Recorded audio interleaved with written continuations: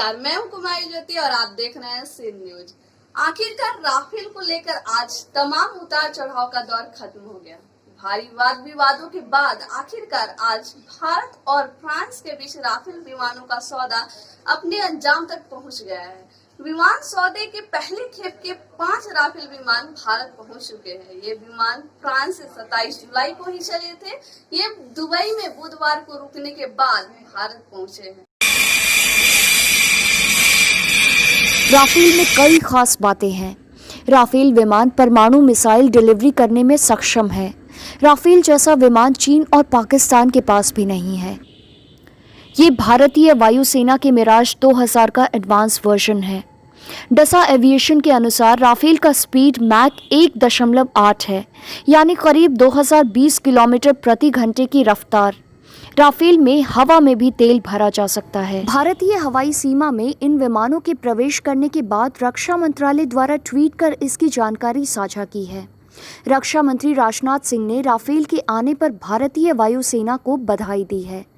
रक्षा मंत्री ने कहा कि वायुसेना की क्षमता बिल्कुल सही वक्त पर बढ़ाई गई है। उन्होंने इसके लिए खुशी जाहिर की। राजनाथ सिंह ने अपने ट्वीट में कहा कि राफेल विमान की वक्त पर डिलीवरी के लिए वो फ्रांस की सरकार और डसा एविएशन को धन्यवाद देते हैं। फ्रांस ने महामारी के वक्त में भी देरी नहीं की है। उन्होंने कहा कि इनके रडार, सेंसर्स और इलेक्ट्रॉनिक युद्धक क्षमता दुनिया भर में सबसे बेहतरीन है। राफेल के आने से भारतीय वायुसेना किसी भी चुनौती से निपटने के लिए तैयार रहेगी। वहीं भारतीय वायुसेना ने भी ट्वीट कर राफेल विमानों का स्वागत किया है। वर्तमान में भारत चीन के सीमा पर बढ़ते तनाव को देखते हुए सुरक्षा के परिदृश्य से भारत के ये विमान बेहद अहम साबित हो सकते हैं।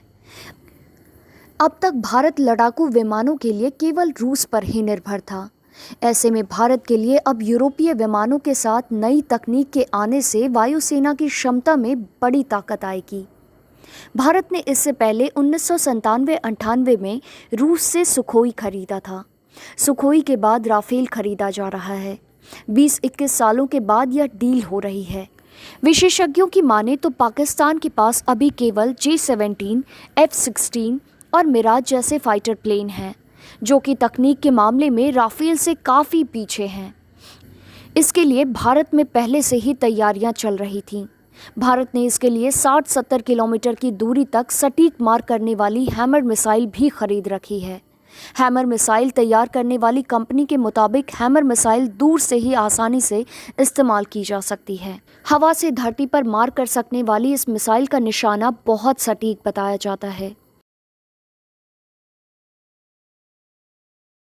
बता दें कि फ्रांस से 36 राफेल विमान खरीदने का सौदा भारत में पहले से ही विवादित रहा है।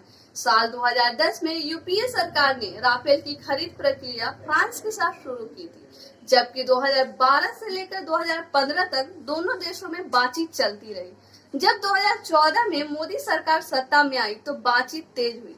सितंबर 2016 में भारत ने फ्रांस के साथ 36 राफेल विमानों के लिए 59,000 करोड़ रुपए में सौदा पूरा किया। विपक्षी पार्टियों में खासकर कांग्रेस इन विमानों की खरीद में भ्रष्टाचार के आरोप लगातार सरकार पर लगाती रही। पूर्व रक्षा मंत्री रहे मनोहर पर्रिकर भी राफेल समझौते को आगे बढ़ाने में शामिल थे। पर्रिकर ने एक बार कहा था कि राफेल के आने से भारत पाकिस्तान की हवाई क्षमता पर भारी पड़ेगा। और आज के लिए इतना ही। बाकी खबरों के लिए बने रहे सीन न्यूज।